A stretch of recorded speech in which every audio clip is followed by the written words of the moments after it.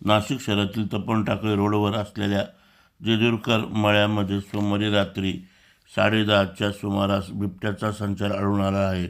त्यामुळे या परिसरातील नागरिकांमध्ये भीती पसरलेली आहे. वन विभागाच्या कर्मचाऱ्यांनी या परिसरात पाहणी करून गोदावरी आणि नंदिनी नदीच्या संगमावर बिबट्याला जेरबंद करण्यासाठी पिंजरा लावला आहे.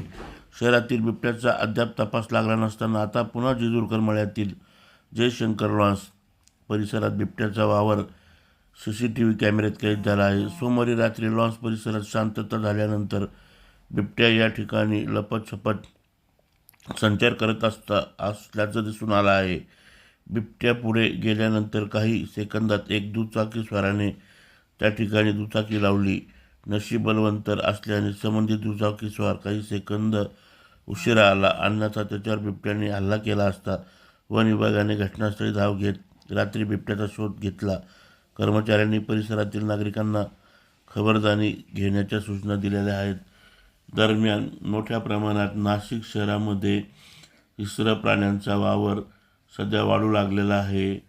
नाशिक शहराच्या जवळच असलेल्या शिंपी टाकळी येथे देखील तरस लांडगे यांची संख्या वाढलेली आहे.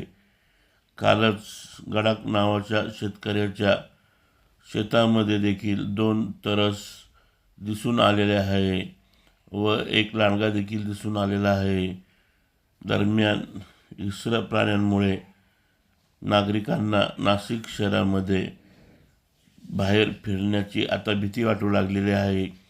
त्यातच ग्रामीण भागात तर हिंस्र प्राण्यांची संख्या वाढल्याने शेतात पाणी कसे भरवायचे हाही प्रश्न शेतकऱ्यांपुढे निर्माण झाला आहे. नाशिक जन्मसाठी चंद्रकांत धात्रक.